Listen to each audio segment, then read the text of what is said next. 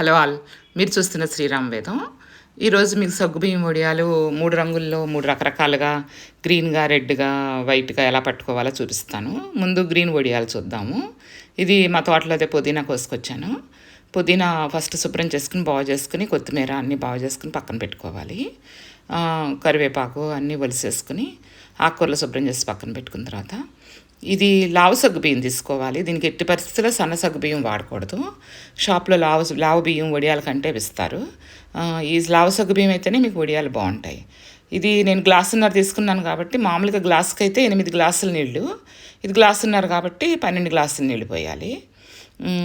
అంతకంటే ఎక్కువ అవ్వకూడదు. కరెక్ట్గా లెక్క 12 గ్లాసులే పోయాలి. ముందు ఈ సగ్గుబియ్యాన్ని మిక్సీ జార్ పొడిగా ఉన్నప్పుడు సగ్గుబియ్యం మిక్సీ పట్టుకోవాలి. ముందు ఈ మిక్సీ పట్టినాకే అల్లం పచ్చిమిరపకాయ అవన్నీ తడి పట్టుకోవాలి. ఇది పొడిగా ఉన్నప్పుడైతేనే సగ్గుబియ్యం చక్కగా బాగా బాగా పడుతుంది. ఇది గ్లాసున్నరకి ఇప్పుడు 12 గ్లాసుల నీళ్ళు కదా, ఆ తెపాళ్ళ నాకు ఇది అది 2 కలిపి కొలత సరిగ్గా లెక్కగా ఉంటుంది ఒక తెపాళ్ళ నాకు. ముందు దీన్ని మిక్సీ పట్టేసుకోవాలి. మిక్సీ పట్టేసుకుంటే అది కొంచెం రవ్వ పొడ అదనేది ఏం పర్వాలేదు, ఎట్లా పడినా పర్వాలేదు. కాస్త కూస్తో పొడిగా ఉన్న పర్వాలేదు. అక్కడక్కడ సగ్గుబియ్యం ఎంత 2 మినిట్స్లో నలిగిపోతుంది. అది అలా పొడి అయిపోతుంది, రవ్వగా పొడిగా అయిపోతుంది. అది కూడా పెద్దగా పట్టింపు లేదు. మనం వల్ల ఇప్పుడు లావు సగ్గుబియ్యం తీసుకోవాలి, అదొకటి ముందు జాగ్రత్త పడాలి. నీళ్ళు 8 గ్లాసుల కంటే ఎక్కువ అవ్వకూడదు. గ్లాసున్నరకి 12 గ్లాసులు, అందుకని చెప్తున్నాను. ఈ తెపాళ్ళ నాకు గ్లాసున్నర సగ్గుబియ్యానికి కరెక్ట్గా లెక్క సరిపోతుంది. ఎప్పుడు ఇదే వాడతాను నేను, అందుకని ఇది కొలవాల్సిన పని ఉండదు నాకు. ఇంకా అల్లం పచ్చిమిరపకాయ మీ ఇష్టం, అది మీ ఇష్టాన్ని బట్టి మీకు ఎంత కావాలంటే అంత వేసుకోవచ్చు. కారం ఎక్కువ తినేవాళ్ళ తక్కువ తినేవాళ్ళ దాన్ని బట్టి. ఈ కొత్తిమీర పుదీనా కావాలంటే పాలకూర కూడా వేసుకోవచ్చు. కానీ ఏదైనా నీళ్ళు 8 గ్లాసులు మించనివ్వకూడదు.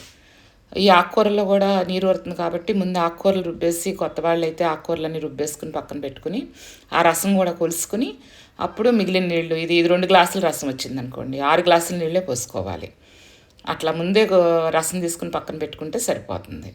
నేనైతే ముందు రవ్వ పెట్టేసి సగ్గుబియ్యం రవ్వ దాంట్లో పోసేసి అది ఉడుకుతూ ఉండగా ఇవన్నీ రెడీ చేసుకుంటాను. అలవాటు కదా, 10 సంవత్సరాల నుంచి పడుతున్నాను ఈ పద్ధతిలో నేను వడియాలు. ఇది బాగా ప్రాక్టీస్ అయిపోయింది నాకు. ఇలా రాత్రిపూట చేసుకుంటా ఈ పనంతా.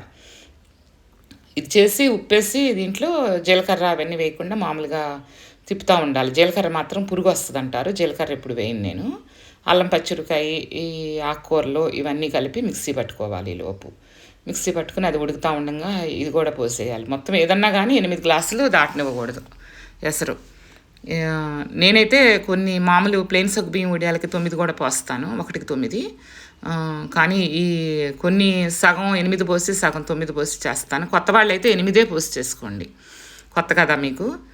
ఇప్పుడు ఇది దాదాపు నాకు గ్లాసున్నర అలా అయింది కదా రసం. ఆ గ్లాసున్నర నీళ్ళని దాన్ని తగ్గించడం. ఇందాక కొలిసి పోసిన నీళ్ళల్లో 8 గ్లాసులకి గ్లాసున్నర తగ్గించిపోయాలి. నేను పోసిన గ్లాసున్నరకి 12 గ్లాసులు నీళ్ళు పడతాయి నాకు. ఇది తెపాళ 12 గ్లాసుల నీళ్ళు, నాకు గ్లాసున్నర సగ్గుబియ్యం ఎప్పుడు కొలత. ఇది ఒక షీటుకి సరిపోతుంది. ఆ షీటు ఆ తెపాళ నేను ఒక్కదాన్నే కాబట్టి రాత్రిపూట ఉడకపెట్టుకుంటాను, పొద్దున్నే లేవగానే పట్టేసుకుంటాను.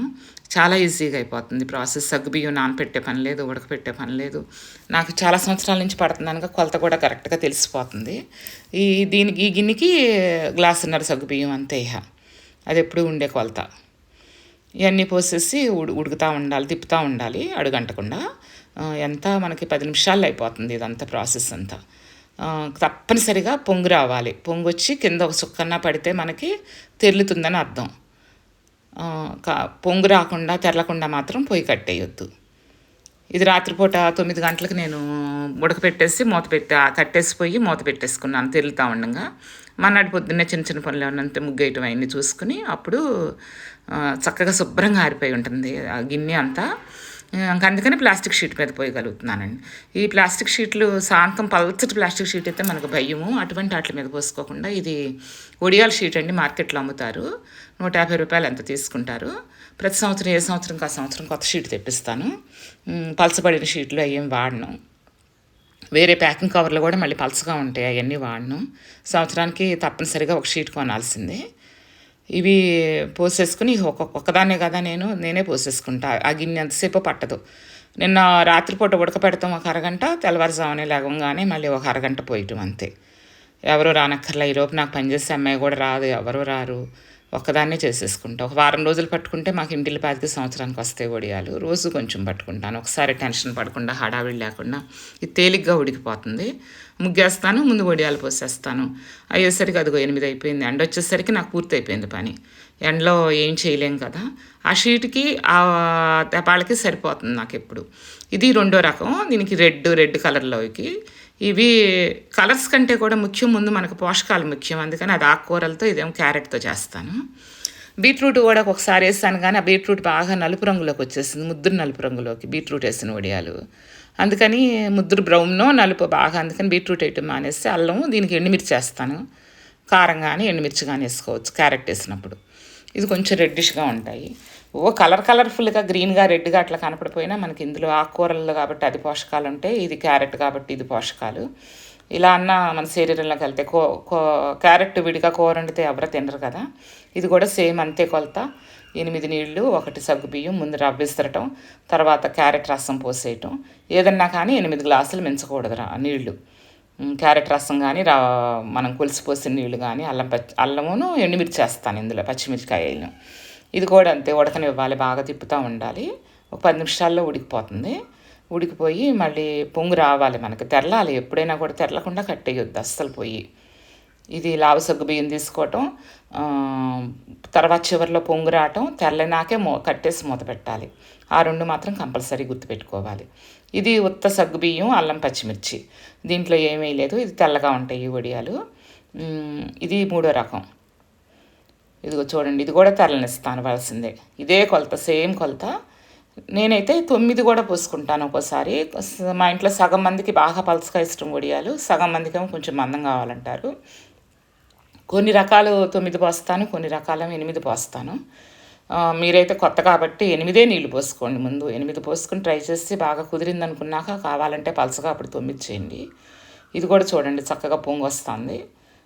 పొంగు రాకుండా మాత్రం కట్టేయకూడదు, లావు సగ్గు బియ్యమే తీసుకోవాలి. చూడండి, ఇది 9 నీళ్ళు పోస్తుంది. చక్క పలసగా రేకులాగా అలా వస్తాయి. నేను ఎప్పుడైనా వడియాలు వేయించినప్పుడు కూడా చూపిస్తాను. అడుగుని ట్రాన్స్పరెంట్గా అలా వస్తాయి. ఇది తెల్ల వడియం, ఇది గ్రీన్ కలర్ వడియం నెక్స్ట్ వచ్చేది. ఆ గ్రీన్ కలర్ వడియం అయితే కొంచెం 8 పోస్తా కదా, కొంచెం మందంగా ఉన్నాయి అవి.